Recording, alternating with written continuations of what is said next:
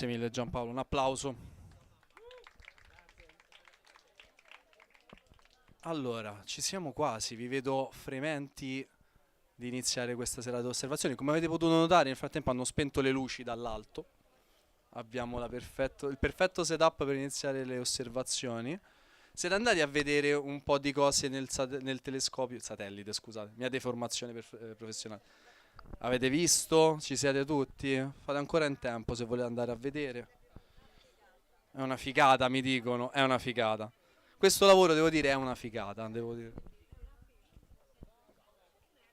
Siamo fortunati a farlo di mestiere. Quando si vedono le cose, quando non si vedono le cose non è una cosa simpatica, ve lo dico, è abbastanza frustrante. Oggi, stasera, è una bella serata, il tempo è buono, non ci sono le nuvole, abbiamo una situazione ideale, definiremmo.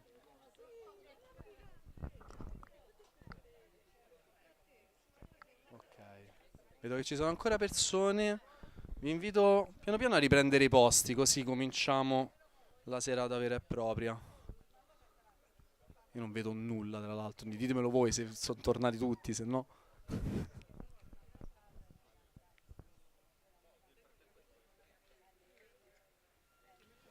Nel, fra- uh, Nel frattempo ci vuoi raccontare come vanno le tue di osservazioni? Male.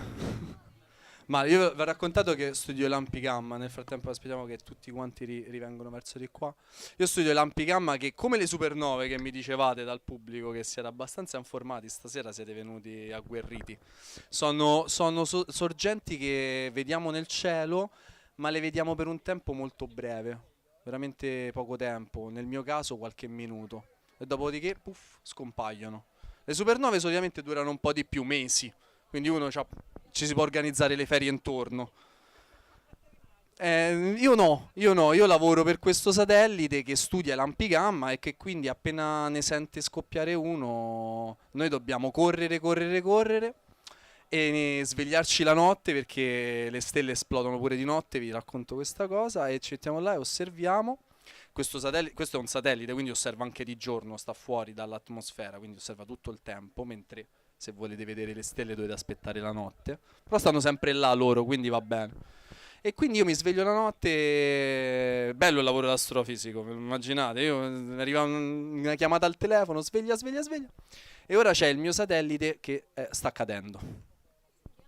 Swift. Io lavoro per il satellite Swift che studia lampi gamma. Avreste potuto sentire qualcosa sul post, sono uscite varie notizie su questo satellite. È una missione... Bravissimi, Giampaolo lo sa.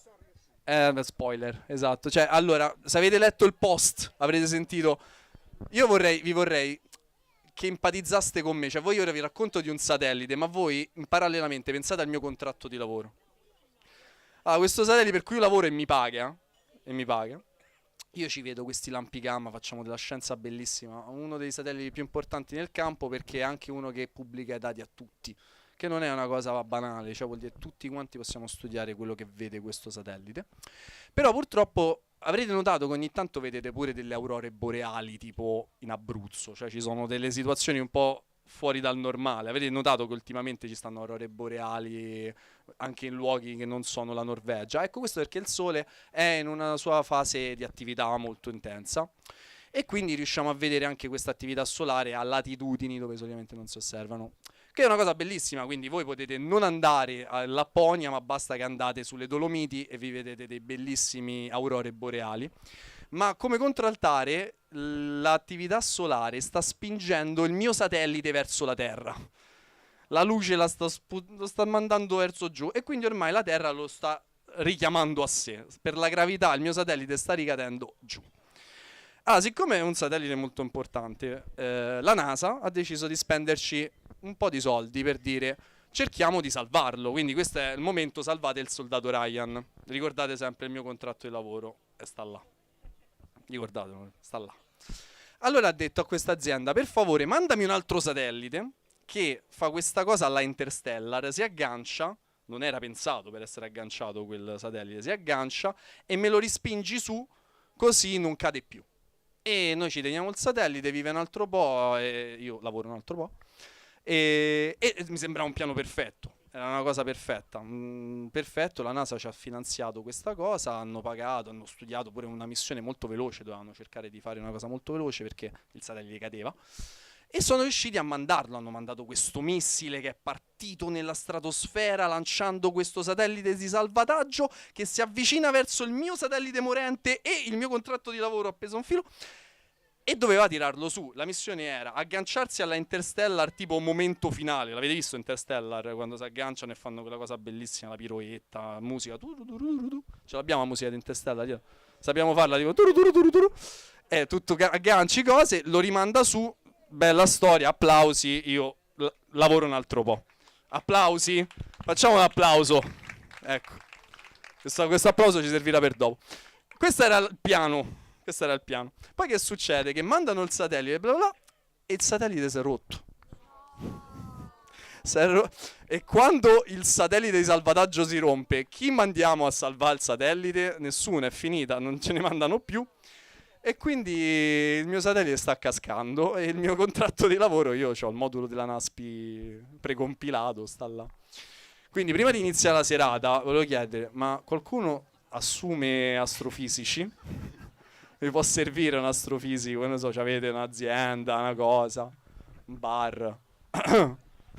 Blue Sky, vi serve la stagione è finita, però la stagione vi serve qualcuno? Vi racconta le storie. So fare i negroni e li so anche far sparire. Questa è la mia abilità. Se vi serve un mago, chiamatemi, mi raccomando. Questa è una bella storia, però oggi ci manca. Noi abbiamo tra i membri di Ideas, che siamo ovunque, abbiamo tutti gli scienziati, c'è uno scienziato che studia gli alieni. C'è tutta una branca della ricerca che vuole studiare i segnali radio che probabilmente vengono da vita extraterrestre. Questa è una figata, il progetto si chiama SETI e al Sardinia Radio Telescope c'è una linea di ricerca che sta sviluppando questo. Signora, ma ce lo vuole raccontare al microfono? Stiamo facendo... No, questo va raccontato. L'ho fatto c'è SETI Atom, che è come le Zara Home, però è...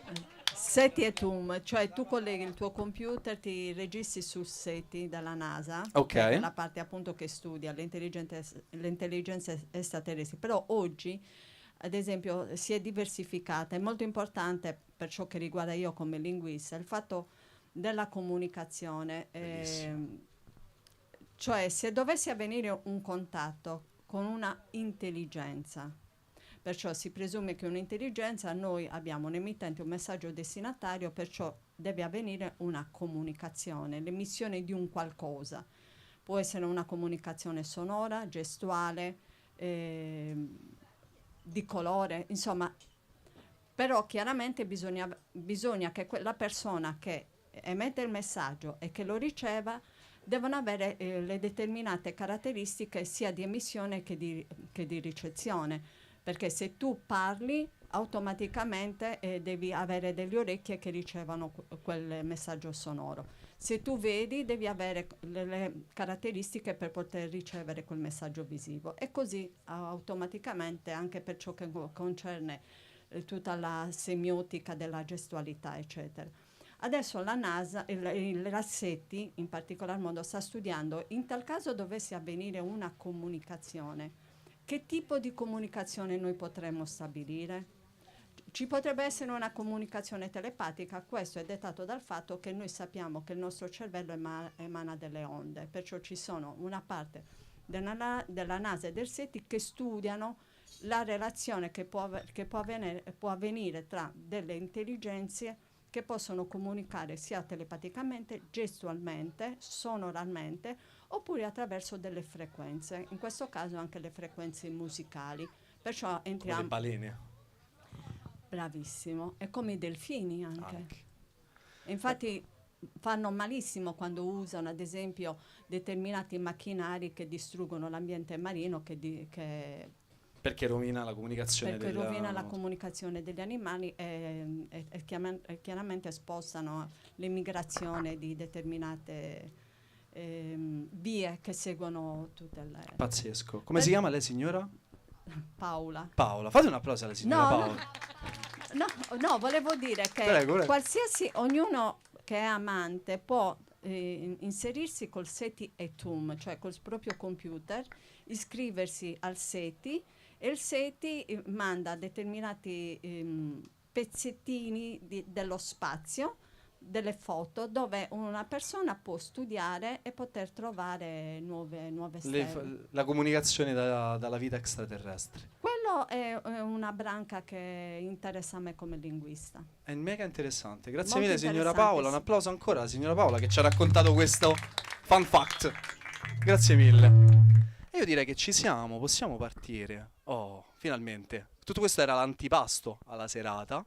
Quindi fatemi innanzitutto ringraziare voi che siete qua stasera, che siete venuti alle varie step di questa serata.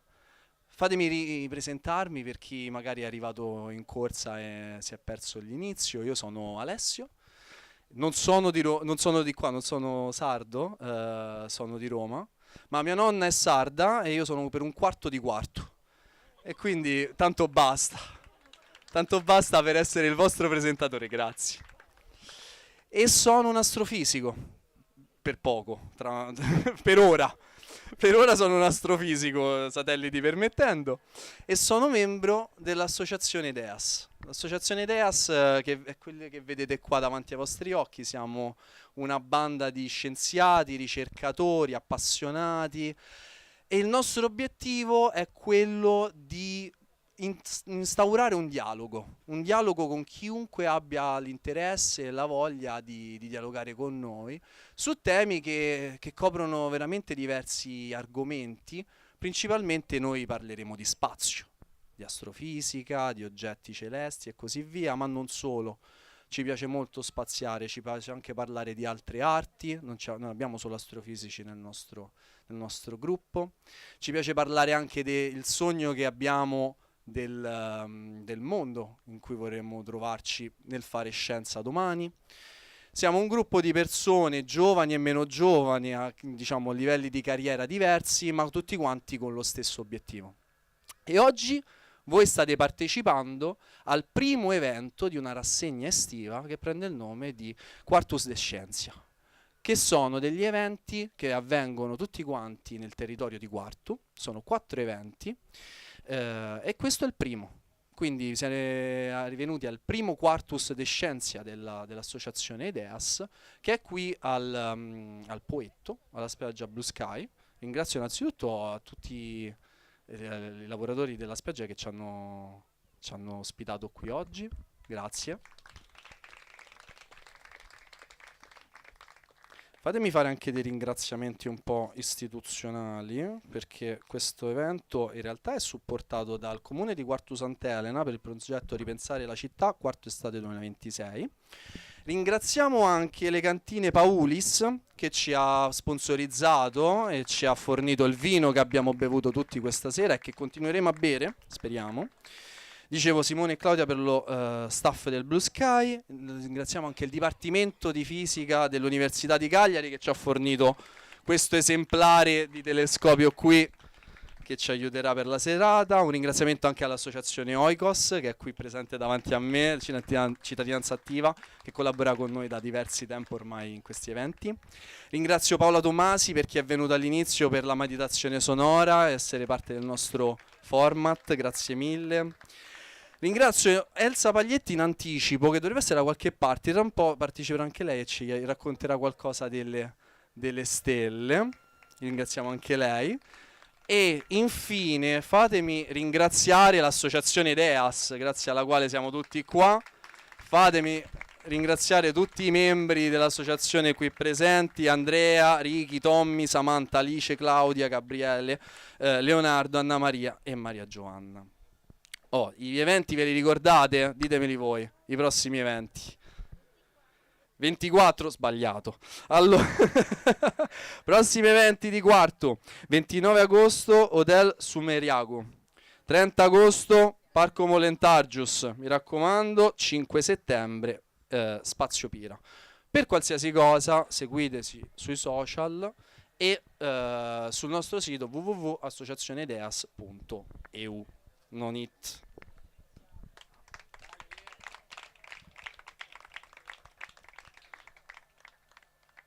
Direi basta, mi avete sentito parlare per troppo tempo, mi vorrete cacciare via, per fortuna non vi abbiamo fatto lo smurzu coi pomodori, se no era un casino.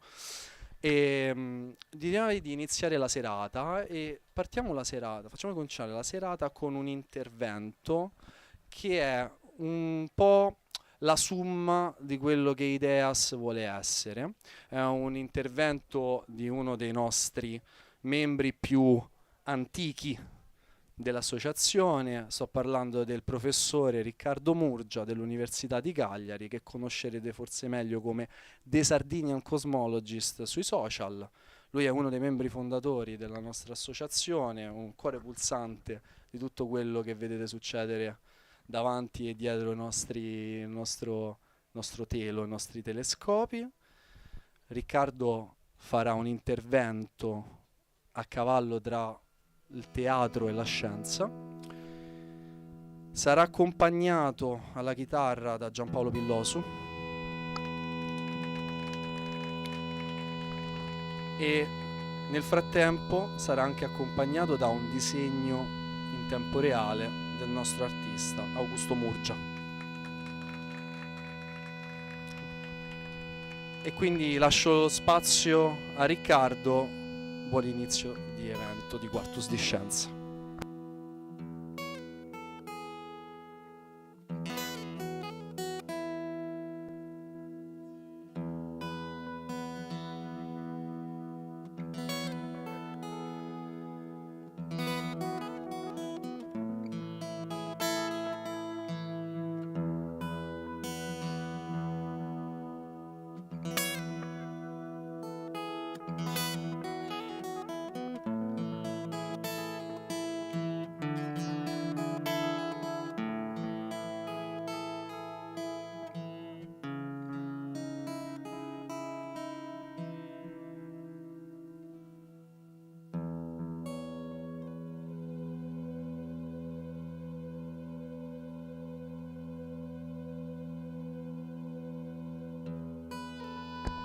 C'è una sovrabbondanza di microfoni, devo usare questo? Saludos a tutti e grazie a Zameda, poi sì, noi non faccio ulteriori ringraziamenti perché li ha già fatti Alessio, quindi snodo il microfono e vado a cominciare. E comincerò con una... questa è un'operazione più difficile di quello che pensassi. Comincio con una domanda mentre faccio questa operazione, che è chiudete gli occhi. Non è una domanda, è un ordine. Chiudete gli occhi, per favore. Cominciamo così. Vi metto alla prova. So che è tardi, però non vedete l'ora di questo. Dai, ci siamo. Quindi chiudete gli occhi, davvero. E pensate ad una mela. Partiamo con un esercizio che con la fisica non c'entra niente. Chiudete gli occhi e vi chiedo di immaginare una mela col massimo livello possibile di dettaglio. E appunto immaginatela, sentite proprio i profumi, ma soprattutto l'immagine, le sfumature di ogni colore. Immaginate di tagliarla a spicchi, i semi, il contrasto tra il colore dei semi, il nero del seme, e poi il seme quando si spacca, quando tagli la mela il seme si spacca, tanti colori diversi, tante sfumature, il bianco della mela, e se è granulosa c'è un colore un po' diverso, e il contrasto tra la buccia e la mela. Insomma, tagliata o non tagliata, la mela, ciascuno di voi, se aprite gli occhi, scoprirete che vi piazzate da 1 a 5 in questo, da qualche parte in questo grafico qua. Scusate, c'è un po' di minimo di problemi tecnici, appena li risolvo poi vado più spedito, prometto. E niente, come vedete in questo grafico ci sono due estremi, come tutti i grafici. Parleremo adesso, vedremo un attimo che cos'è il concetto di spettro. Qua abbiamo uno spettro continuo. Per comodità mettiamo 5 diverse categorie da 1 a 5, dove 1 è una mela vista col massimo livello di dettaglio e 5 è una mela vista senza alcun livello di dettaglio, cioè una mela non vista per niente. Ecco, perché vi sto facendo questa cosa qua? Perché io ho scoperto da poco, a quasi 40 anni, che io sto nel 5 e fino ad adesso pensavo che tutti stessimo nel 5. E quindi questa cosa mi ha un po' sconvolto. Mi ha sconvolto, cioè, scoprire che esiste una neurodivergenza che si chiama afantasia. In realtà non sono particolarmente strano io, che sono stato, che mi ha stupito molto questa cosa. È una scoperta recente, stiamo parlando degli anni 2000. La fantasia è l'incapacità di immaginare, cioè di visualizzare delle immagini nella propria testa. Di visualizzare, io ho scoperto appunto dopo quasi 40 anni di vita che le persone, quando contano le pecore, vedono davvero, la maggior parte delle persone, ognuno col suo livello di dettaglio, vede davvero infatti qualcun altro probabilmente ha scoperto, o qualcun altro ha scoperto di avere la fantasia. A me piace di più pensare, quindi non vedo le pecore, non ricordo, quando parlo al telefono con qualcuno è fastidiosissimo, perché non riesco a vedere l'immagine di qualche cosa, o quando mi parlano di un grafico, di un'immagine. Riconoscere le persone è un incubo. Sono così felice che siate così tanti qua, così tante qua. Se ci incontriamo per strada e non vi saluto è perché non perché sono maleducato, ma perché non mi ricordo, cioè, se non vedo mia mamma per 20 anni mi dimentico la faccia di mia mamma, quindi è così, purtroppo va così. E niente, però mi piace un pochino vederla in questo modo, piuttosto che attribuire etichette. Questa cosa ci piace molto da esseri umani. Afantasia, che tra l'altro sembra essere molto diffusa tra i fisici, a quanto pare è pieno di io persone afantasiche ne conosco pochissime, e quelle poche che conosco sono praticamente tutte fisici o fisiche. E anche l'iperfantasia, invece, iperfantasia è il 1, c'è tantissimo livello di dettaglio. Abbiamo un iperfantasico al mixer oggi, anche lui fisico. Tra l'altro è un campo di ricerca questo apertissimo, che non è il mio, quindi sto parlando così proprio così, però però mi limito cioè non entro nel dettaglio, quindi non vi dico stupidaggini. È appunto una roba che si sta studiando da poco, ed è l'unica cosa, una delle poche cose che si sa è che c'è una forte correlazione agli estremi dello spettro con altre neurodivergenze, autismo, ADHD, eccetera. Questa è un'altra particolarità di Ideas, siamo abbastanza neurodivergenti e queer anche. Questa è una cosa che ne siamo anche abbastanza orgogliosi. Pensiamo che il mondo ha i neurotipici l'hanno gestito sufficientemente a lungo il mondo, e abbiamo visto i risultati, quindi forse è il caso di mettere, se non il mondo, quest'isola nelle mani della gente strana. E se non ce n'è a sufficienza e che dice che siamo pocos locos e male unidos, e se siamo pocos locos e male unidos, gli strani e gli altri pocos locos e male unidos li facciamo venire qua, perché pocos ci va bene, che così la rivoluzione la facciamo mettendoci d'accordo al Blue Sky. Locos ci va bene ancora di più, male unidos, ma chi cavolo l'ha detto? Siamo male unidos qua, facciamo venire la gente da qua e impariamo ad unirci. Pocos locos e juntos finalmente. E quindi, per prendere la tangente, divergo, mi piace divergere, e in questo divergere, appunto, scusate, mi sono proprio perso, però appunto vedere le immagini mentali. Qualcuno ha scoperto di non vedere delle immagini mentali, però facciamo un passo un attimo indietro e pensiamo a che cosa significa proprio vedere. Vedere significa catturare luce.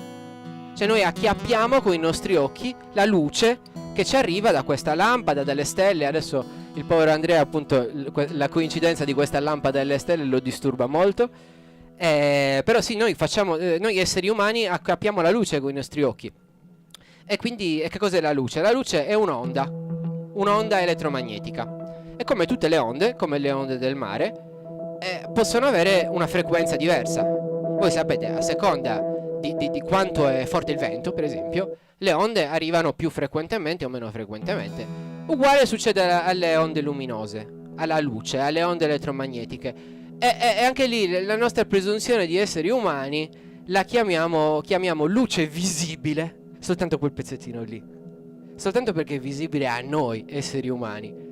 E quindi, se vedete quell'arcobaleno lì, quello è lo spettro, il pezzo di spettro della luce elettromagnetica visibile. Ma che presunzione enorme, ma visibile a noi, ma come ci permettiamo? Ma, per esempio, se fossimo degli uccelli, ma noi vedremmo anche l'ultravioletto. Vedremo delle onde che hanno una frequenza maggiore, una lunghezza d'onda più piccola, e quindi un'energia più alta di quelle visibili agli esseri umani. Se fossimo dei topi, vedremmo gli infrarossi, cioè delle onde più meno energetiche, con una frequenza minore di quello che chiamiamo visibile, e sarebbe molto comodo per me in questo momento, perché vi vedrei. Tutti voi emettete nell'infrarosso in questo momento, siete come delle stelle, anzi siete come delle nane bianche moribonde. Non ve l'ha mai detto nessuno questo, scommetto. Siete tutti quanti qua, tutte quante sedute qua, siete delle nane bianche moribonde. Non c'è nessun body shaming, Proprio delle white dwarf, dying, slowly dying white dwarfs. Emettete più o meno nella stessa frequenza. Mi correggeranno gli astrofisici veri, ma più o meno è questo. Perché siamo caldi, corpi caldi, esistono tanti modi per emettere luce. Quello più facile, che conosciamo dal caminetto, è che io, se accendo il fuoco e scaldo qualcosa, emette luce, e più è calda, più questa luce avrà un colore tendente al blu. Questo succede a noi, succede alle stelle, e quindi noi emettiamo nell'infrarosso, perché siamo ancora, perché dal rosso al blu si va sempre lì. Ci piace questa cosa, lo spettro va dal rosso al blu. Rosso più caldo, meno energetico. Blu, quindi meno caldo in realtà. Colore più caldo, questo è colpa di chi non sa la fisica, chi fanno questi le cose dei colori. Colori caldi in realtà sono colori più freddi, cioè nel senso che sono colori che hanno una temperatura più bassa se l'emissione è termica. Se io accendo il fuoco, dove è rosso è più freddo rispetto a dove è bianco al centro, dove è blu. E quindi infrarosso vuol dire che è una luce più fredda, cioè meno energetica del rosso. Noi non siamo, abbiamo 37 gradi, molto meno delle stelle, e quindi siamo nell'infrarosso. I topi ci vedono, ci vedrebbero, ed è il motivo per cui se noi spegniamo tutte le luci, qua magari no, però in tanti posti arrivano i topi, perché loro vedono il cibo, vedono noi senza problemi, vengono e ci mangiano il cibo. Con le luci accese non arrivano, provate a spegnere le luci. Non so i cinghiali se vedono l'infrarosso, perché anche i cinghiali effettivamente al buio arrivano. Comunque altri animali vedono, oggi va così, oggi divergo. Altri animali vedono l'invisibile. Pensate un po' che noi siamo convinti di essere così tecnologici da dover costruire i telescopi per vedere l'invisibile. Noi ci vantiamo tanto quanto invisibile, noi lo vediamo tutto lo spettro elettromagnetico, dal radio ai raggi gamma. Fatemi tornare un secondo indietro, tanto Andre oggi ha problemi a calibrare, quindi mi tocca prendere tempo. Vero? No, sì, quindi andiamo avanti così. Ah, ci siamo? Allora no, vabbè, tanto quasi finito. In ogni caso quasi finito. Sempre non trovo, eccolo, scusate, ho difficoltà. Lo spettro elettromagnetico. Quindi noi costruiamo i telescopi perché ci interessa vedere tutte. Come vedete qua ci sono disegnati diversi dispositivi. Alcuni telescopi in alto, lo vedete, li mandiamo nello spazio, altri li costruiamo a terra e riusciamo a catturare tutta questa luce di tutte le possibili frequenze e lunghezze d'onda. Però appunto col prezzo di dover spendere un sacco di soldi per costruire queste cose. I serpenti li vedono gratis, le stelle nell'infrarosso, nell'ultravioletto. E quindi quando facciamo le nostre osservazioni con i nostri telescopi, anche con Swift, fino all'anno scorso vi ha raccontato Alessio le vicissitudini. Swift per esempio dov'è che sta? Lì, nell'X. Anche Gamma. Dov'è che stava, vero? E quindi cosa ci piace poi fare a noi fisici, ma cosa gli piace fare fondamentalmente alla natura? A sa natura dovraggi ammesturai, dovraggi meda ammesturai. E dunque su chi bieusu esti un ammesturu, su chi usa bi, chi se usu un ammesturu del serpente, topo, cane, il cane sente, e mischiamo tutto questo insieme e ci ritroviamo la nebulosa del Granchio, per esempio, una nebulosa qualunque che non vedremo oggi, però ne vedremo altre forse di nebulose. Tutto ammesturau, radio, infrarosso, ottico, ultravioletto, raggi X. Questo spettacolo a occhio nudo noi non lo vedremo mai. Se combiniamo tutti i nostri telescopi li vediamo, ce la facciamo. Quindi ok, va bene che la presunzione di chiamare la luce visibile, però un pochino come esseri umani, un pochino possiamo essere contenti che siamo riusciti a ricostruire queste immagini qua. E quindi niente, la sanatura di Brasilia Mesturaya, la sanatura poco gliene frega di cosa noi vediamo con gli umani. Questa è la nebulosa del Granchio, tra l'altro questa con colori messi da noi, finti, perché non vedendoli, però di fatto è qualche cosa del genere la nebulosa del Granchio.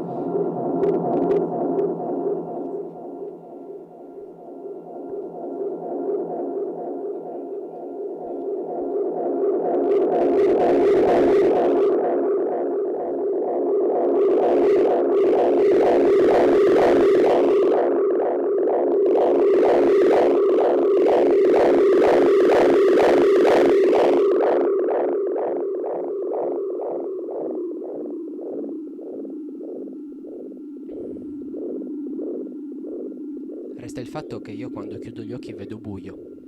Buio puro.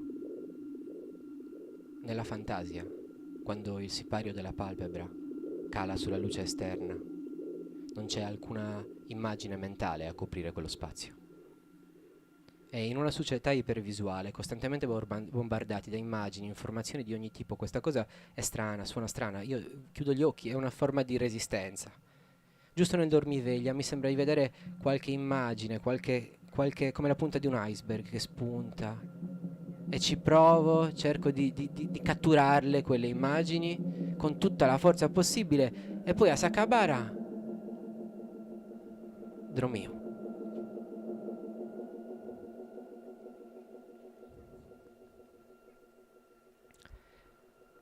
Chi ha sa natura di bragiara, di bragiri a mesturai d'usci era bene Richard Feynman. Zio Richard Feynman, homini machillottu, meda, premio Nobel possa fisica, fisico teorico, geniali, meda.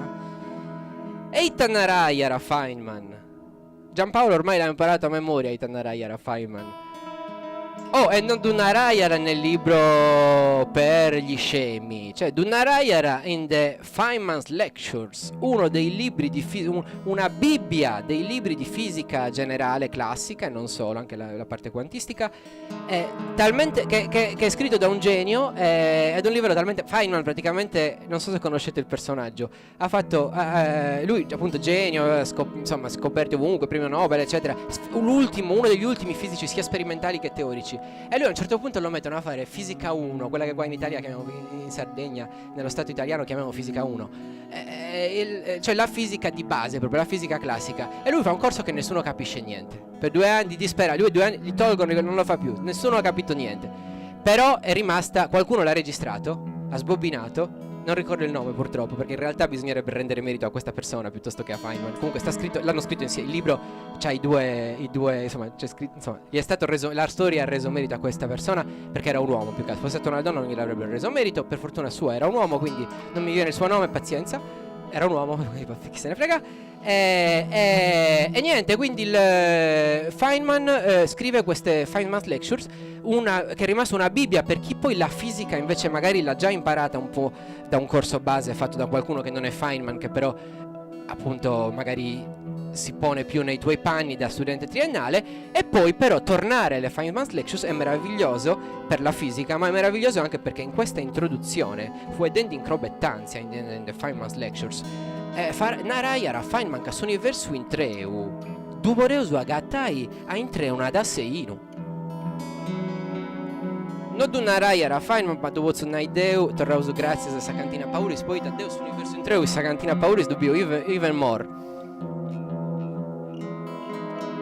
E dunque poitta non du Narayana po brullai cacesti uno da se uno su universo in treu a intreu una seinu. Poitta cesti sa fisica. Cesti, questo chiesti si svaporamento dell'acqua, l'evaporazione dell'acqua, water evaporates, no? E quindi questa è stessa fisica. Water is still water, but in a different state. Cesti sa geologia. Un montone di geologi su teneo su fino a in idea, amicus de idea, amigas de ideas. E dunque poi c'è sa geologia in su in te c'entra sa geologia su bidri. Subidri è stivato a esti subidri a roccasa in minerales l'ambicausu che commente è l'ambicausu sabardente, però l'ambicausu in una maniera naturale e dunque a sicuramente punti ma in minerales è a roccasa quanta tutto subidri cuara tutto il segreto su desistetus che ha tutto i minerales es a roccasa dusanti criausu e bogausa forza e spainausu in tutto l'universo. Sa geologia, sa fisica, a sa natura di bragire a mesturai sprazidusa funti in sa gonca cosa nostra.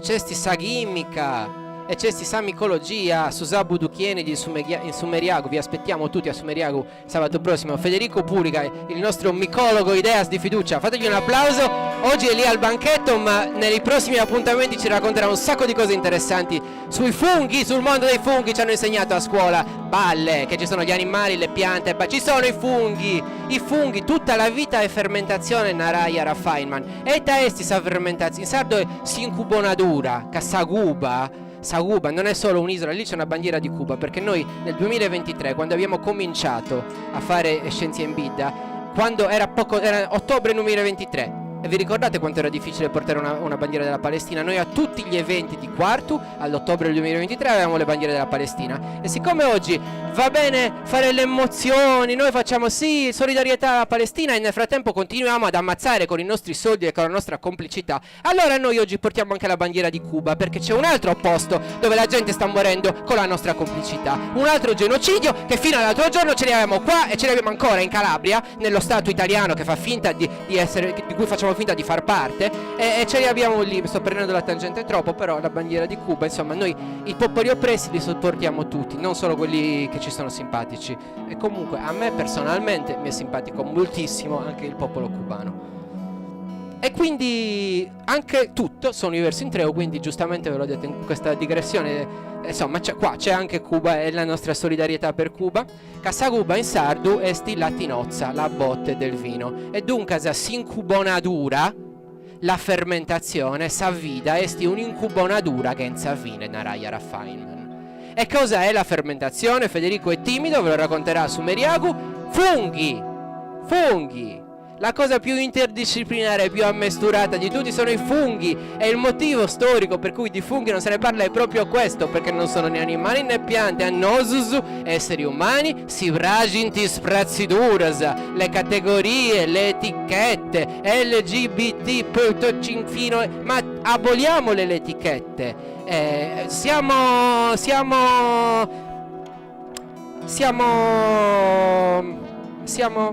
ci piace, tendiamo a pensare per categorie, e ci dimentichiamo spesso che le categorie stanno nella nostra testa. La natura categorie non ne ha. Alla natura le va bene tutto, non le va bene la plastica, non le va bene, al massimo il mandarancio è contro natura, non certo tutto quello che succede nel mondo. Contro natura è bombardare gli ospedali, non altro.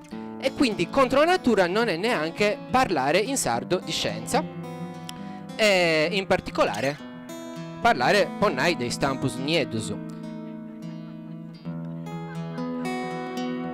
E questionaus un vago dei stampus niedus, poi bosapunauga sugi vaeus nosus esti non fetti de castiai, cioè de castiai sa luce visibile. Giampaolo c'ha le onde gravitazionali, gli partono le onde gravitazionali. Teneuso altra manera, del 2015, teneuso altra manera de castiaias invisibili. Sceusu una manera po du ascurtai. E dunque nos imparò a du ascurtai invisibile. E questo è de importo un mannu, poita isi stampus niedus, chi vunti si tanta contai apposti, si creo. Funti si steddas e motte, si steddas a meda che si morrinti, e va in questo stampo nieddu, un oggetto, un corpo astrofisico che non bogara fuori a luce. Che sa luce, non manco sa luce poi stupai a fuori, poi lompi a fuori del suo stampo nieddu. E dunque se stampo nieddu, poi ta dus bieus, du castiaus con sa luce, con ondas elettromagnetica. Poi ta cattenenti questo accretion disk dinanta in inglese, un disco di accrescimento in italiano. Dunque se materia chi vurriottara cosa, roba, stedus, gas, proschetto, pruini meda c'esti in spazio. Furriottara ci arruiri a intro di suo stampo nieddu, e dunque bieusu poi resti chiesi intendo di questa fotografia che ho usato di uno stampo nieddu mannu meda, uno stampo nieddu Supermassive Black Hole Event Horizon Telescope Collaboration. Antivato antacciato questa fotografia de sumbra de su stampuneddu, che non è su umbra, e si sa luce, sumbra e su stampuneddu. E dunque da questa non vunti immagini a Beru, però vunti rappresentazioni sono state fatte con delle simulazioni matematiche, e dunque più o meno funziona così, tant'è che poi non ce li ho qua, però se vediamo le foto dei buchi neri è davvero così. Però s'altra cosa che io imparò a fare è stato ascoltare questo stampo sognedo, e in casa acciappai un'altra razza di onda. Isondas gravitazionali, sì. Questa è la deformazione dello spazio-tempo. E quando si trae saus di questa ondas gravitazionali, sì, mentre la luce noi la assorbiamo, la riflettiamo, sull'onda gravitazionale mi impatta, non la sentiamo perché però l'onda gravitazionale mi arrecracca e mi allunga, mi arrecca a tutto a suo mondo, alla chitarra di Giampaolo, perché è una perturbazione, non è un'onda che si muove nello spazio, è un'onda dello spazio stesso, del tessuto stesso che compone tutto lo spazio-tempo, noi inclusi. Noi non è appunto la presunzione umana, noi non siamo speciali, noi siamo delle piccole inomogeneità nello spazio-tempo, niente di più, niente di meno, piccolissime inomogeneità nello spazio-tempo. E come tutte le piccole inomogeneità nello spazio-tempo, se lo spazio-tempo è perturbato da un'onda, veniamo perturbati anche noi. E verrà perturbato, si spera, l'Einstein Telescope, cioè questo esperimento che si spera si faccia in Sardegna, proprio per rivelarle queste onde gravitazionali. Noi mettiamo dei raggi laser lunghissimi e quando passa l'onda gravitazionale lo spazio-tempo viene deformato e lo vediamo nella luce laser. Vediamo un effetto per cui i taserbiri può acciappare questa onda gravitazionale, sì. Sughi serbiri e sono silenzio perfetto. Io uso imparau, hanno dei studi e misure antamostau che super silenzio perfetto di tutto sul mondo, tutte ne uso in Sardegna, in Barbagia. E dunque lo diciamo sottovoce che ci speriamo tutti, che questo, non so se avete sentito parlare di questo Einstein Telescope, questo esperimento, alcuni di noi ci lavorano appunto, e speriamo così, appunto diciamolo sottovoce, speriamo che questo davvero, che possa arrivare questa opportunità e che possa davvero essere un'opportunità, e questo dipende un pochino da tutti noi. Noi stiamo facendo del nostro meglio.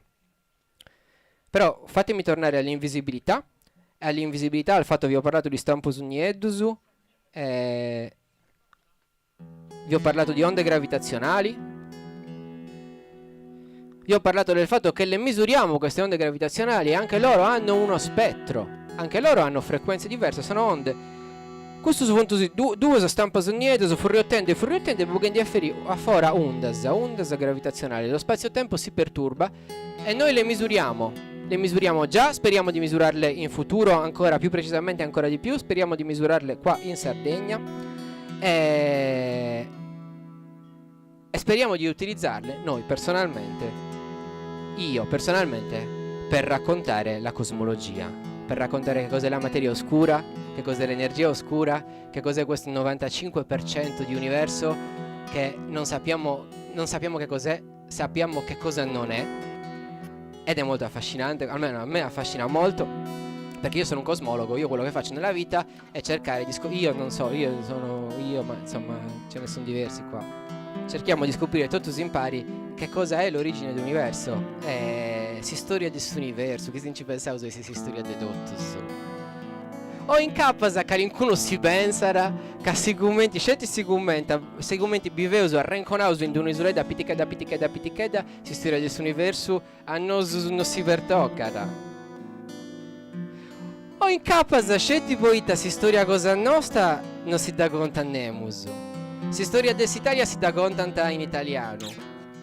C'è tipo gusto, si storia del suo universo non da volevo contare in sardo. Sa scienza toccherà da contare in ogni luogo e in ogni maniera. E in ogni luogo, non in ogni location. In ogni vita, non in ogni borgo. Pure in ogni borgo, però sono due cose diverse. E dunque se noi sa scienza ci l'ompeus in vita a votare sa scienza, non ci l'ompeus al borgo, che al borgo ci vadano gli altri. E non sei solo, sei una sola, devo scetti punti i giovunus adrus su chi funti nascius in noi e giovunus che ti severau di diventare sardus, perché ricordiamocelo questa cosa, non ci pensiamo mai abbastanza a questo, che occidentali si nasce, sardi si diventa. Antonio Simon Mossa, Eleonora d'Arborea, Gigi Riva, Fabrizio De André, 4 così, ne dico 4, poi Gigi Riva e gli altri 10 campioni che poi non hanno campato di calcio e che ancora più. Facciamo un applauso a tutti i giocatori del Cagliari dello scudetto, tranne Gigi, che Gigi Riva ce l'abbiamo sempre qua. Facciamo un applauso a tutti gli altri. Sardi per scelta. Albertosi, Martiradonna, Zignoli, Cera, Nicolai, Tomasini, Domenghini, Nenè, me ne manca uno, Gori, Greatti, Riva, li ho letti tutti, me ne manca uno, me ne ho dimenticato uno. Aspetta, li contiamo, facciamo insieme. Li sappiamo tutti, dai, proviamo. Albertosi, Martiradonna, Zignoli, Cera, Nicolai, Tomasini, Domenghini, Nenè, Gori, Greatti, Riva! Beh, l'ho realizzato uno dei miei sogni senza saperlo, questo era imprevisto. E tra l'altro adesso arriva anche il riferimento. Adesso pensavo di piangere, di commuovermi, invece mi sta prendendo così. Spero che vi stia. Insomma, sono molto emozionato, però me la sto gestendo. Spero vi stiate divertendo. Sto sforando molto, grazie. E dunque, Deus eu gidendi gustus giovunus vu. Deus eu becciu. Sono un ex giovane. Deus eu vendi nuda. Deus eu scetti a giudendi gustus giovani. Giovunus affragai suentu e abigai sunda giusta, ca sunda giusta esti imoi. Now. E adesso l'ultimo applauso forte, cioè in realtà vi dico ancora un po' di cose, però l'ultimo applauso forte forte forte lo facciamo per Bachisio Bandinu.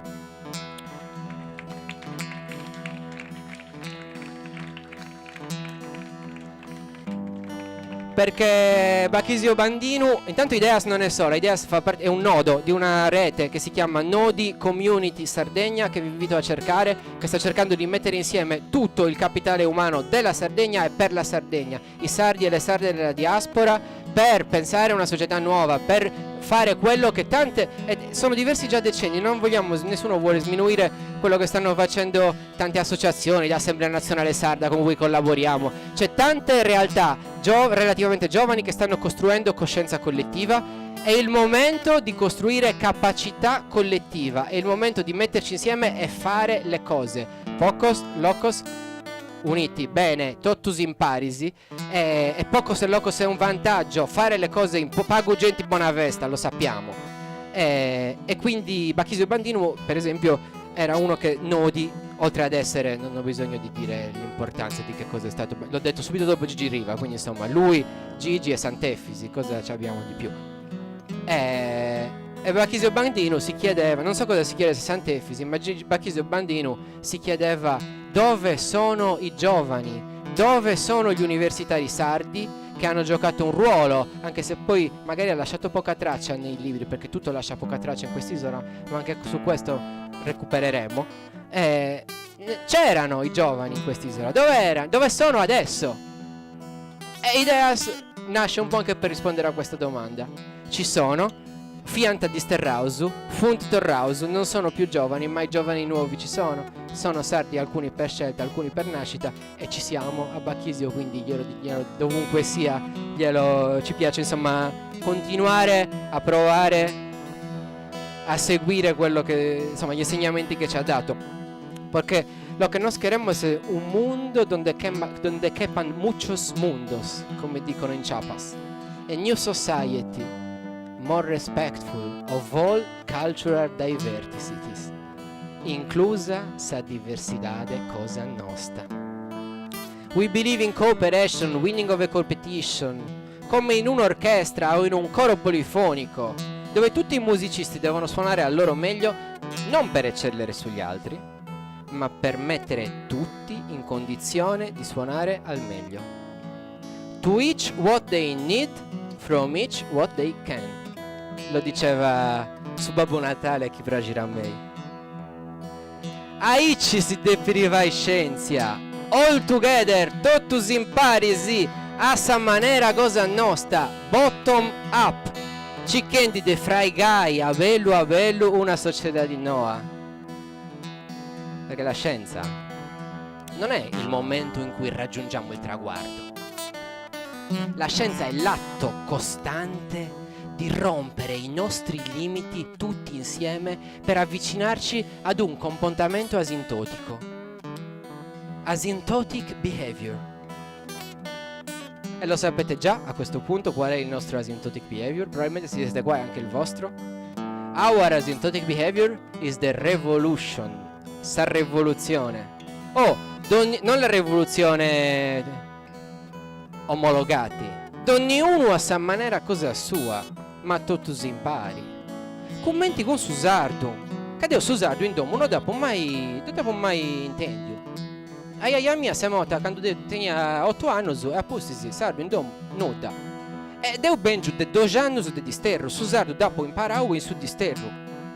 Che se a me lo smanera poi imparai una lingua, esti ad impreai sempre, ad impreai in pubblico, vai figure in mezzo in pubblico col sardo a provarci.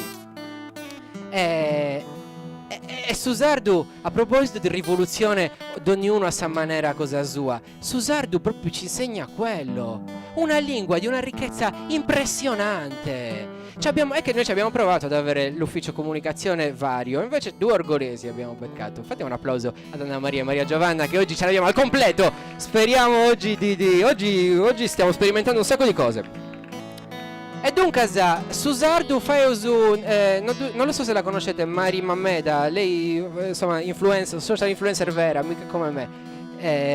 Con followers e lei quindi la devo citare per quello, se no le ruberei l'idea, no, quindi la cito, dico, lei dice Star Wars, facciamo come Star Wars, mi piace mera questa cosa, fai uso commenti a Star Wars, ognuno imprea sa barriera di cosa sua, ma tutto su fai uso si sforzo di comprendere barriera degli altri.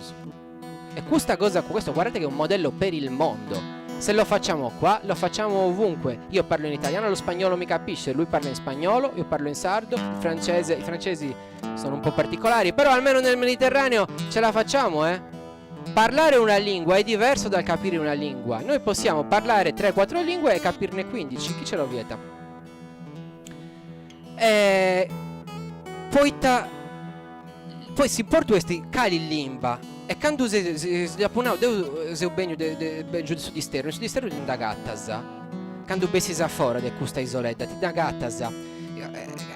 O gli si compartiri su Ghisesi, su mondo cosa dua.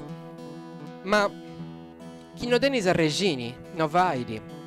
E dunque in su di sterno ti indagattasa.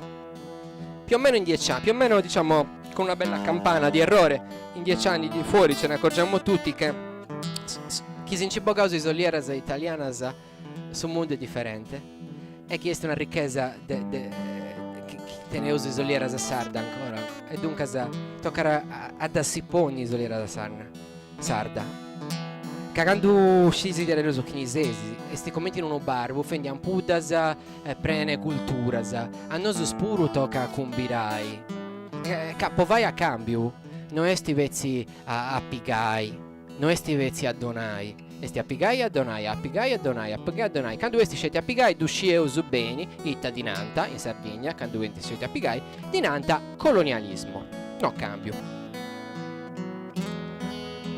e quindi sì colonialismo, oscurità, lo vediamo, questa oscurità, il colonialismo sappiamo abbastanza bene di cosa è fatto, l'oscurità della materia oscura, dell'energia oscura un po' meno, però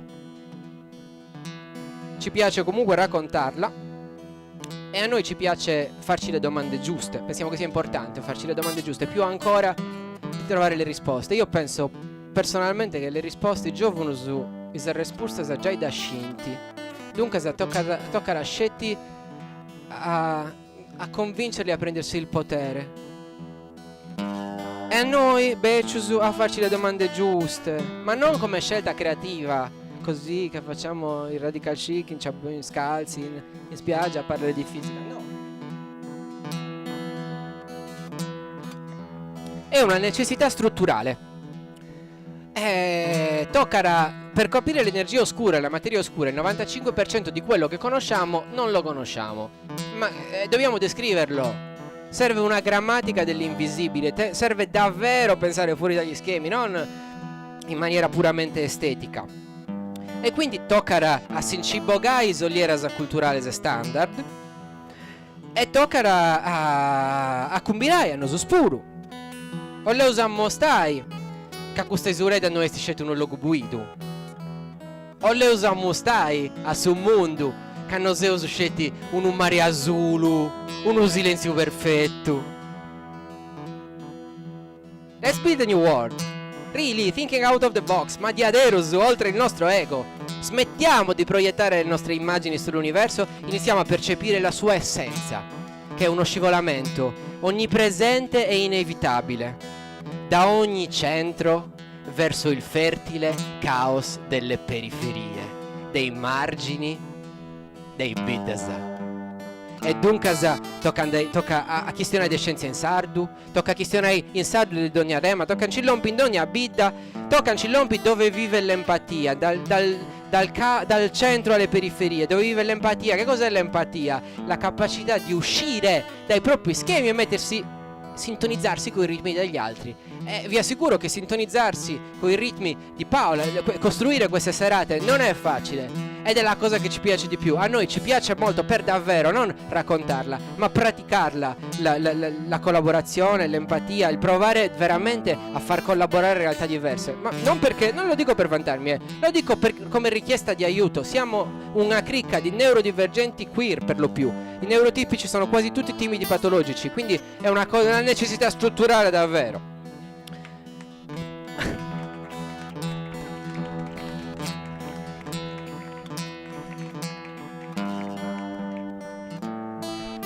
E quindi chiudiamola proprio, visto che ci piace mestruare. Paola, grazie. Magari hai questo problema, ti sintonizzai con me, hai questo problema. Bene in me.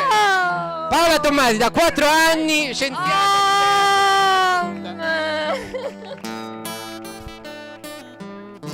E dunque la chiudiamo proprio in rima e in sardo, perché proprio vi vogliamo dimostrare che noi non abbiamo proprio nessun pudore. E siccome Bertolt Brecht diceva che si canterà anche nei tempi bui, e si canterà proprio dei tempi bui, un po' di pudore ce l'ho, non ve la canto, ma si scuriu si dugontu. Un applauso ancora a Giampaolo Piloso alla chitarra. Il nostro volontario Ideas del cuore.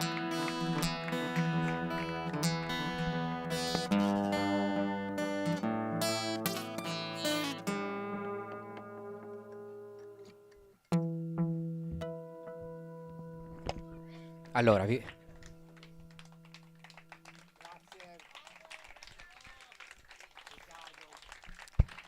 adesso vi leggo, insomma così, vi recito, vi leggo, diciamo così, vi racconto questa cosettina dell'energia oscura, che è quello che vediamo lì, e poi lascio qua davvero lascio, perché poi è molto facile dire dello spazio ai giovani e poi non lasciarlo. Invece io lo lascio davvero, quindi vi dico quest'ultima cosa e poi mi eclisso. Kivazzu Sugon e ceno anche, perché ormai mi viene l'agitazione, non riesco a mangiare prima, poi finisce che svengo qua sul palco Novairi, quindi chiudo adesso. Kivazzu Sugontu e poi Sidugontu. Contenti su Cosmo esti un frendi. Energia oscura, a razzegosa, a sbrazzinatura, un friend ogni cosa.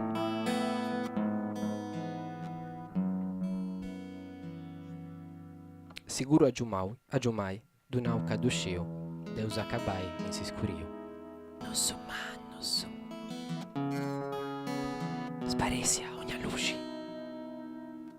Sughelu. Nieto. Te chi nie sannegi? Dugontu e contatto. Dunau cadusciu. Sicuro aggiumai in si scuriu. Deus acabai. Idioma diverso, sostanza invariata, il nostro universo in espansione, unfrata accelerata. Il responsabile? Non si sa la natura, ma il nome è ineffabile. Lo sciso di Nicholas, energia oscura. Sembra sicuro, ma tu uccisi già, non si resiste. Il cosmo in futuro più buio e più triste. Facciamo un applauso ai bambini. Uno ne abbiamo, facciamo un applauso a tutti, perché tutto questo alla fine lo stiamo facendo per loro, sia chi fa i figli sia chi non li fa. Proviamo. Sì, un applauso per te. E quindi sì, sembra sicuro, non si resiste. Il cosmo in futuro più buio e più triste. Ma volenti o nolenti, con questo tempismo saremmo già estinti dal capitalismo. Energia oscura, che situazione? Scopriamo che cos'è e facciamo la rivoluzione.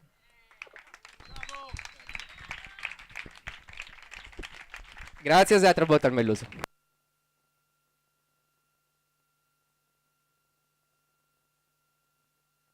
Riccardo Murgia, un applauso. Giampaolo Pilloso alla chitarra. Augusto Murgia, raccontaci un po', che nel frattempo ha fatto un disegno, ve ne siete accorti? Io mi metto un po' di qua, cerco di fare... Mi si vede? Augusto, raccontaci un po' che hai disegnato.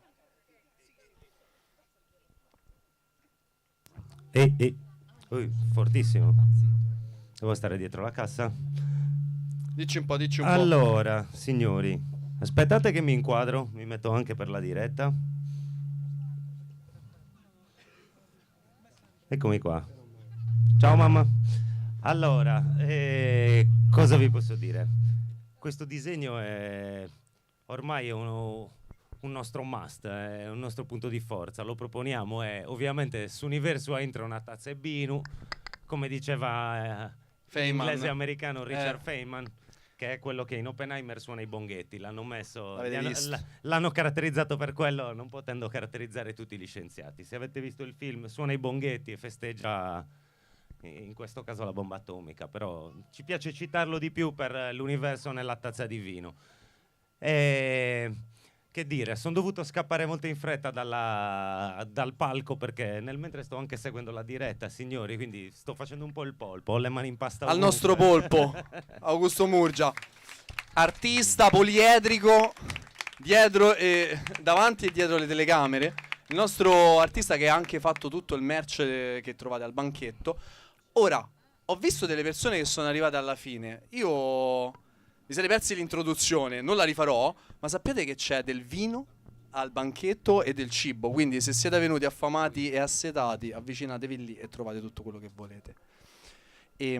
Perfetto, ci siamo. Io Ricky lo invidio un po' perché l'applauso a Gigi Riva, vorrei la stessa cosa per Francesco Totti, non ve la chiedo mai, però siete pronti? No, facciamo. Lo stiamo facendo, fermi tutti.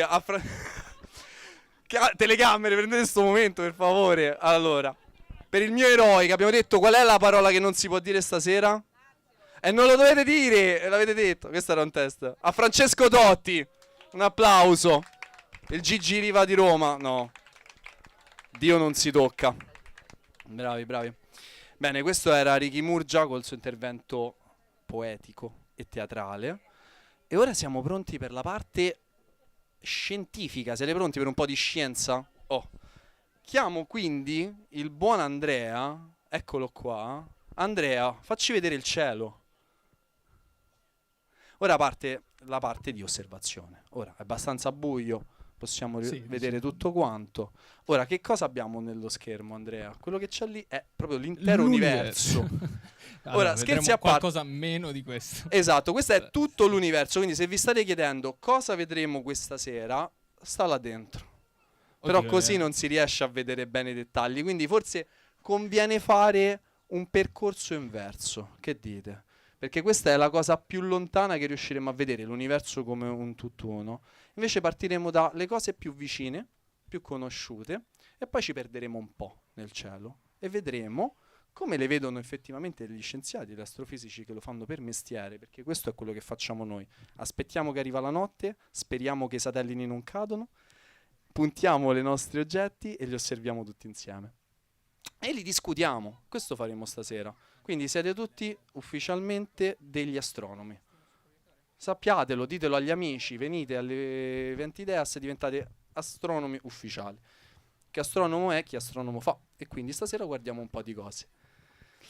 Togliamo le immagini stock perché ora ci collegheremo alla telecamera del nostro telescopio. Ci proviamo, Ci proviamo. Con questo cavone che arriva direttamente al proiettore. Ora voi mi Cerco di vedrete non male, tirarlo. penso, perché questo faretto è stato è stato diminuito di luminosità, perché se no il buon Andrea non riesce a vedere le stelle. Esatto. Esatto. Poi Cioè, mi quello prende da cosa sotto, mi facciamo? vedrete il doppio mento, ma chissà che vedrete voi, che cosa orribile. Allora, la cosa migliore sarebbe spegnerlo quando facciamo proprio la foto. Ok. Perché? Perché quello che stiamo cercando di fare adesso, o fra un po', prima guarderemo delle cose abbastanza vicine e abbastanza luminose. Quando cercheremo di vedere delle cose poco luminose, cosa succederà? Che cercheremo di raccogliere tutta la luce possibile da quell'oggetto poco luminoso. E quindi se c'è della luce parassita, cosiddetta, Morta vedremo peggio e quindi semplicemente spegneremo per un attimino. Allora, Avete mai fatto le foto modalità notturna? Alzate le mani, vi vedo un po'. L'avete mai fatte? Che fate quando fate le foto modalità notturna?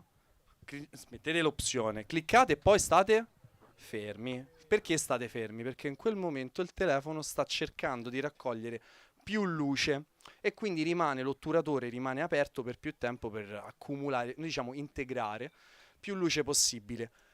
Questo è quello che faremo stasera, niente di diverso, cioè anche col telescopio avviene la stessa cosa. Quando osserviamo oggetti più lontani e quindi un po' più deboli a livello di brillantezza, dobbiamo accumulare più luce e per farlo dobbiamo tenere il telescopio attivo per più tempo.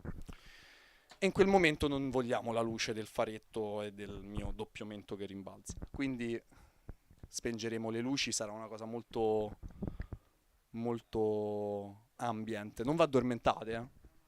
Cioè, se volete farlo, fatelo. Però poi svegliatevi.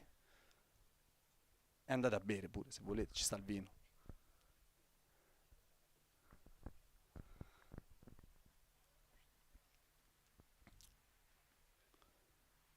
Olè. Switch alla modalità live. Ora, avrete fatto serate d'osservazioni, immagino, perché sono abbastanza comuni, noi ne facciamo tante. Ecco, questo telescopio ci permette di fare una cosa carina, perché invece di fare la fila per andare a vedere il telescopio, che se volete fare potete fare, ci sta un altro telescopio lì dove Gabriele e Leonardo dovrebbero stare da quelle parti, se volete fare l'esperienza proprio di andare al telescopio e guardare dall'oculare la luna, gli oggetti che riusciamo a vedere. Qui riusciamo almeno a farlo live per tutti quanti, cioè tutti quanti osserviamo contemporaneamente. Questo è quello che vedreste dall'oculare, semplicemente c'è una fotocamera e ce lo fa vedere là. Andrea, iniziamo il nostro viaggio? sì, Ok. Dove iniziamo ci porti? da dove? Da dove vuoi Dal iniziare? più vicino. Allora, Inizia dal più vicino. iniziamo dal più vicino. Dalla cosa che conosciamo tutti quanti. La devo Cantami. trovare. O diva. Del Peli de Luna. Non era quella la poesia. Ok, andiamo. Allora, quello Non che sbaglio. stiamo facendo è, una volta che il telescopio è calibrato, dovrebbe puntare da solo le cose del cielo. Io con il telefono, un'app attaccata al telefono, attaccata al telescopio, sto cercando di puntare. Certo. È andato troppo su. Sto cercando di puntare gli oggetti. Certo. E questa la conosciamo tutti. È la Luna, La tutto il suo riconoscete. splendore. Adesso vi modifico un po' i setting della fotocamera, così la vediamo un po' meglio. Contrario. Infatti, vedete quel numeretto che sta cambiando?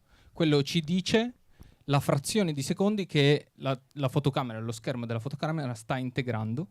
Tra l'altro vi tolgo questa cosa bruttissima che è la griglia, così possiamo vedere tutto meglio. Questo è tutto live.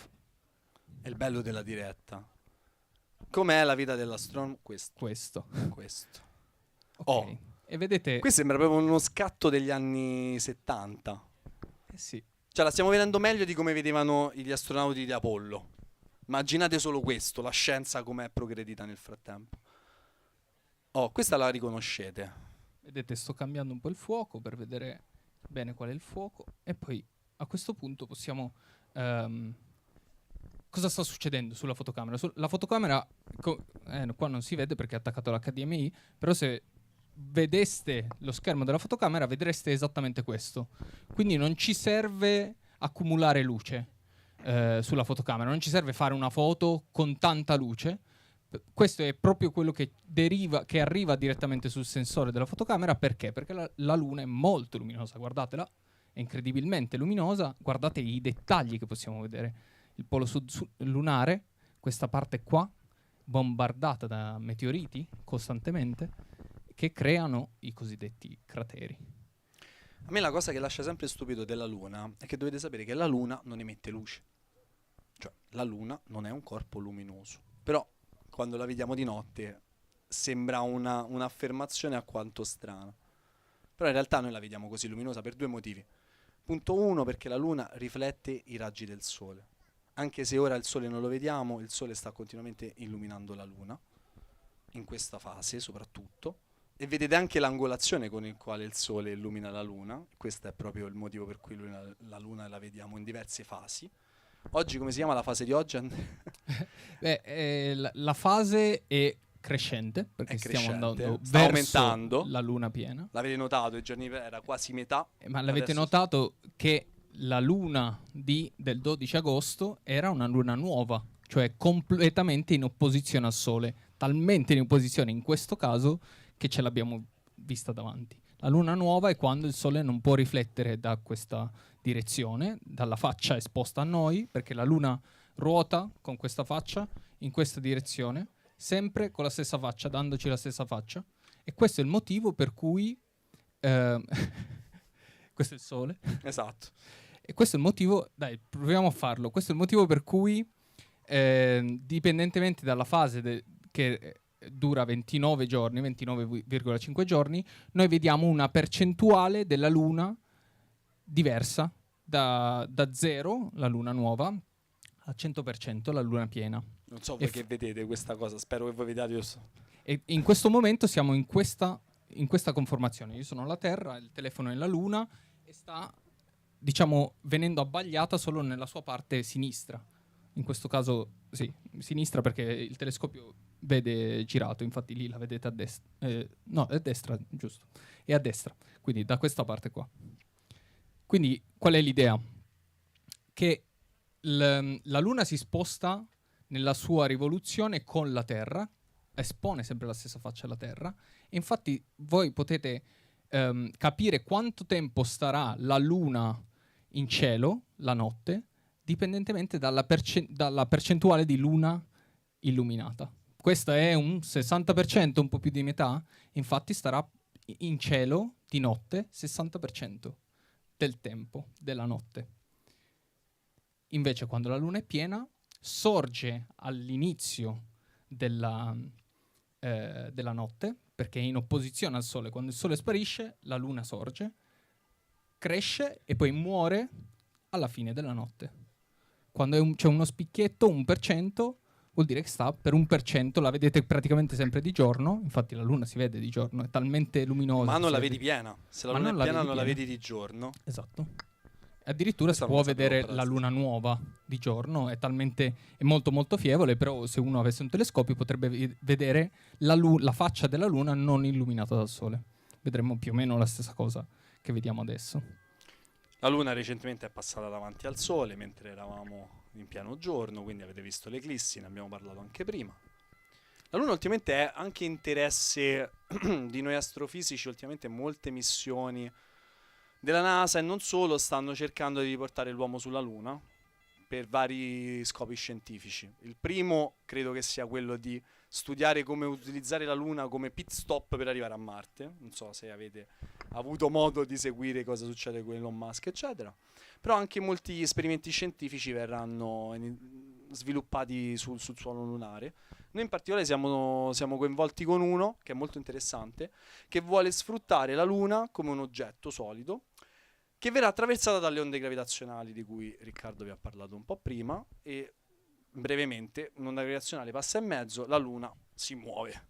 Poco, però essendo molto grande anche quel poco lo sappiamo misurare, e quindi ci metteranno dei sismografi sopra, quelli per vedere i terremoti, e la useranno come strumento per misurare le onde gravitazionali. Questa è una missione Perché come si misurano qua sulla Terra le onde gravitazionali? qui è molto più complicato. Diciamo che vengono utilizzati dei laser che arrivano sostanzialmente in una camera dopo aver fatto un percorso molto lungo, chilometri di distanza. Un laser così, tra l'altro. Un laser praticamente come quello che Andrea ha in mano, solamente 40 miliardi di volte più potente. No, 40 miliardi forse too much, però ma molto molto più potente, che quindi riesce ad arrivare nello specchio una frazione di secondo dopo, quando passa un'onda gravitazionale, lo riusciamo a vedere. Perché l'onda gravitazionale praticamente prende lo spazio e il tempo e li perturba.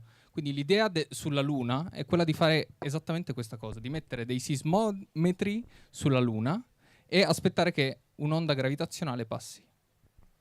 Quando passa l'onda gravitazionale, la Luna si rimpicciolisce, si allunga in alcune direzioni, e se noi abbiamo un misuratore di quanto la Luna diciamo si muove, perché di solito la Luna non si muove, è un oggetto morto, è un oggetto astronomico morto, invece la Terra ha i terremoti, quindi non possiamo fare questa cosa sulla Terra, riusciamo a capire quanto quest'onda che perturba, da dove deriva, da dove arriva, quanto è forte, cosa l'ha provocata, usando tutta la Luna. Dovete immaginare esattamente quello che facciamo sulla Terra, ma usando una cosa enorme. un laser grande quanto la Luna. Andrea, direi che è il caso di andare un po' più lontano. Sì, andiamo. La Luna la conosciamo. Anche Cerchiamo fin di troppo andare. bene. Andiamo un po' più lontano. Dove puntano i tuoi occhi da elfo? Allora, possiamo far decidere al pubblico. Facciamo questa cosa qua? Beh, allora, capiamo un attimo. Prima abbiamo fatto un po' le cose più lontane, dove stanno, eccetera. Abbiamo capito. La Luna è la cosa più vicina. Fino a qui siamo tutti d'accordo, giusto? Ok. Giusto? Ok. Se lo dici tu. E che altro c'è di vicino alla Terra? Più vicino a noi c'è qualche pianeta. Andiamo a vederli, dai. Che proviamo. pianeta riusciamo a vedere? Stasera si vede, vabbè, Venere, l'abbiamo visto. Scusate, io intanto evito che i cavi uccidano tutto il nostro lavoro. Sta puntando verso il telo, non so cosa vedremo. No, adesso dovrebbe puntare nella direzione corretta. Verso Venere di voi, l'abbiamo ora vi ritrovate, vi trovate lì, esatto. Però tipo 40.000 volte più, quindi vi vedete i pori della pelle adesso. No, sì, allora... Mi raccomando, chi ha fatto skincare, state tranquilli, gli altri... No, allora, questo ci dice che le mie previsioni sono errate e che Saturno è molto basso sul cielo, quindi piano piano... Cambiamo pianeta. No, non ce n'è altri pianeti, quindi andiamo da un'altra parte. Però stasera, sicuramente con il telescopio, questo più in là, forse tra un'oretta... sorge Saturno. Sorge Saturno, esattamente come fanno tutti gli astri. Anche il Sole sorgerà da quella parte, in quella zona, circa verso est, come fa il Sole, e poi concomitantemente vedrete la Luna che scende, esattamente come Com'è? Venere è scesa ed è andato giù dal... Come è suo solito. Come il suo solito. Scusate. No, Scusate. io Questa arriva dopo. mi dissocio. Però possiamo vedere Ancora più lontano, Ancora perché più il Sole lontano. che cos'è? il Sole che cos'è? Lo sapete? Come chiudeva Dante la sua Divina Commedia? Lasciami rivedere le stelle. Bravissimi. Bravo. Sì, andiamo a vedere un'altra stella. Una stella No, però molto particolare. Non era l'amor... Scusate, che muove fermi il Sole. tutti. Abbiamo detto... Non era l'amor che muove il Sole? No, credo che Lasciami rivedere le stelle. stelle. E quando era quell'altra frase? Voi che lo sapete meglio di me. L'amor che muove il Sole e le altre stelle. Ah, ok. Come finisce qualche cantico? Andiamo a vedere il Sole e le altre stelle. Allora, andiamo a vedere Vega. Vega è la stella più luminosa del cielo. Ah no, non possiamo vederla, aspettate. Possiamo vedere anche un Ryanair che va verso... Eccoci. che va verso Olbia. Allora, probabilmente. guardiamo Altair. Adesso vi cerco di guidarvi. So che siete tutti sotto una tettoia. Però se riusciste a spostarvi sarebbe... Se no, comunque in Tra qualche l'altro modo... vi informo che c'è anche l'altro telescopio in questo momento che sta puntando verso Albireo, ok, che è una stella a cui arriveremo. Però se la Esatto. volete anche vedere a occhio nudo, cioè occhio nudo sul Guardate telescopio. Dove guarda il telescopio. Esatto. Questa stella molto luminosa si chiama Altair e fa parte della costellazione dell'Aquila. Perché è così importante? Perché d'estate questa forma un triangolo molto, molto famoso, che è utile per orientarsi, che è il triangolo estivo, fatto da Altair, Vega, questa stella molto luminosa, esattamente in cima alla nostra testa durante l'estate. Ho visto una stella cadente. Esprimi un desiderio. Ve la siete persa voi che state sotto la tettoia? E Deneb. Deneb è la coda del cigno. Il cigno è una costellazione molto riconoscibile per chi è in piedi adesso e vede il mio laser. Vedete queste 3 stelle allineate? Queste 3 stelle allineate sono le ali del cigno. Le ali del cigno, perché dovete immaginare il cigno come un uccello con le ali spiegate. Quindi queste qua sono le braccia del cigno, questa è la coda del cigno e questa, se prolungate ancora, questa è la testa del cigno. La testa del cigno che gli arabi non ci vedono un cigno, ci vedono una gallina, e albireo vuol dire gallina in arabo, deriva dall'arabo. Ecco perché questo è il motivo per cui è famosa, ma osservativamente è famosissima perché è una stella che è molto molto debole, ma sembra una sola, ma sono 2 stelle. Prima, adesso io non ve la punterò perché ci mettiamo un po' troppo, però Nel prima... frattempo, Elsa è ancora qui, io non vedo nulla. Elsa che ci voleva parlare di costellazioni, la vedo un braccio, vieni pure. Intanto vi mostro la foto di prima mentre Riccardo parlava che ho fatto ad Albireo. Albireo è facilmente puntabile perché è una stella abbastanza luminosa, però non è una stella, sono 2 stelle di colore molto diverso. Non so se si vede dallo schermo. C'è una stella molto rossa e una stella molto blu. Secondo voi qual è quella più calda? Quella blu. Perché Riccardo prima aveva detto che le cose più calde... Giustamente. È vero, e quella blu è in una fase della sua evoluzione per cui è probabilmente anche molto più grande, raggiunge delle temperature molto più alte, e la sua compagna è una gigante rossa invece, e che appare più grossa probabilmente perché è più grossa. Nel senso che le stelle più grosse non sempre sono le più pesanti, sono semplicemente in una fase dell'evoluzione della loro vita in cui il gas si è espanso, e infatti probabilmente questa è una gigante rossa. Albireo è oggetto di studio, ci sono evidenze per cui che dicono che queste 2 sono in un sistema triplo o quadruplo, quindi ci sono altre stelle assieme a loro, e lo vediamo praticamente grazie a una stella. Una delle stelle orbita questa stella più grande e gli passa davanti e la rende un po' più fioca, e noi riusciamo a vedere quella riduzione periodica di luminosità. Possiamo intuire che corrisponda ad un'altra stella un po' più piccola. Andrea, sì. Scusa se ti interrompo, perché qui abbiamo un'esperta di Sì, costellazioni, scusami. che è Elsa Paglietti, ragazzi, un applauso, che ora ci fa vedere. Se volete alzarvi, perché voi siete sotto la tettoia, non li vedete, vi facciamo vedere le costellazioni che vediamo stasera. Andrea vi ha dato un po' uno spoiler del cigno, però non c'è solo il cigno, Elsa, giusto? Certo. Facci vedere un po'. Questo era Deneb, abbiamo appunto il cigno che ha la testa qua. Che non si vede benissimo, Immaginate però. proprio che questa è la testa, queste sono le ali. Chi se l'ha inventata Elsa queste cose? I greci? Beh sì, greci, arabi, mesopotamici. Questa è Vega della Lira, quindi una costellazione che ha uno strumento musicale. Questa è Altair dell'Aquila. Sì, questo è l'occhio dell'Aquila. Quindi io mi immagino proprio come se fosse questo il becco e le ali che si sono dispiegate qua, e l'Aquila in volo. Immaginate Vedete? che siete dei greci e che il cielo si vede benissimo. Questo è un occhio dell'Aquila, il becco, le ali e tutto il suo corpo, come se fosse un grande triangolo. Poi abbiamo Pegaso, qua, che è il quadrato del paradiso. Per gli arabi questo era proprio anche il simbolo del paradiso. Certo. E questo quadrato qua è Pegaso, che ha la testa. Questa è la testa del cavallo, cioè Pegaso ovviamente il cavallo a lato. Questa è la testa e queste sono le zampe. Ce l'avete presente? Tutto Quello di questo Hercules. quadrato, esatto, è un po' difficile perché è come se fosse un mezzo un mezzo cavallo. Questa è la sua testa e questo è Pegaso.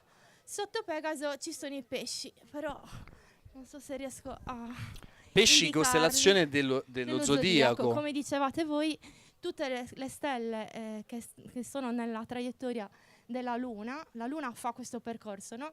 Sorge qua, tramonta qua, e in questo percorso ci sono le costellazioni dello zodiaco. Quindi in questo momento la Luna è sopra il Sagittario, tra il Sagittario e lo Scorpione. Vi faccio vedere lo Scorpione, se riesco da qua. E Questa è Antares. Questa è Antares, una stella bellissima, molto rossa, che è il cuore dello Scorpione. Lo Scorpione, adesso lo vediamo tutto, e parte così. Allora, arriva fino a qua. Questa è la testa dello Scorpione, ok? Poi continua così, scende e arriva qua. Noi non lo vediamo adesso perché è molto chiaro, però ha questa forma così. Sopra, e mentre la Luna è nel Sagittario, che è questo trapezio, questo piccolo trapezio, questo piccolo triangolo, e qua c'è un altro trapezio. Praticamente è la figura, non si vede molto bene perché qua C'è la è luna. come se fosse, esatto, è come se fosse un arco che viene scoccato. La luna in questo momento è come se fosse una freccia, la punta della freccia dell'arco del Sagittario, molto bello. E qua sopra c'è la mia costellazione preferita, che è Ofiuco. Ofiuco. Ofiuco è un uomo che tiene un serpente. Allora, questa è la testa, queste sono le spalle e forma una specie di cerchio. Non si vede perché appunto C'è la luna molto la luminosa luce- stasera. Ok, però ve le posso indicare, ecco, poi ovviamente ci vuole la testa di Ofiuco che tiene un serpente. Ercole tocca la testa di Ofiuco, sono due eroi che sono quasi a confronto. A testa in giù Ercole, perché questa è la testa, queste sono le spalle, qua c'è la vita di Ercole e diciamo le anche e le ginocchia. Quindi è una sorta di, non so se riuscite a vedere, questa è la testa, queste sono Dovete le pensare spalle. pure che siete dei greci un po' ubriachi, quindi dovete anche avere un po' di fantasia nel vedere le Ok, cose. allora facciamo qualcosa di più semplice. Questa è la stella polare. ok? Leone non si vede Il stasera, leone vero? è qua sotto, perché sotto Ma sorge? No. sarebbe qua, sta tramontando. Ah, Perché peccato. allora questa Leone sembra un topo in realtà. sì, perché allora questa è la stella polare, no? Immaginiamoci che questo è proprio l'asse terrestre, ha questa forma qua. La stella polare è così e ovviamente dall'altra parte c'è il sud, no? Mhm. Quindi questa è la stella polare ed è il piccolo carro. Qua, questo è il piccolo carro. Noi lo riconosciamo perché è molto facile guardare il grande carro che forse tutti conoscete, più o meno tutti. Lo conoscete. Lo vedete 1, 2, 3. Se Questo volete è il- rimorchiare in spiaggia è la prima Esatto. costellazione che puntate, penso. Questa è la parte del grande carro con queste 4 più 3. In realtà fa parte della più grande costellazione che è l'Orsa Maggiore, però anche l'Orsa Maggiore occupa tutta questa zona ma non la vediamo. Se prendiamo queste 2 stelle dell'Orsa Maggiore, le uniamo dritte, arriviamo alla stella polare. Cioè questo è il metodo insomma più facile per trovare la stella polare. Intorno alla stella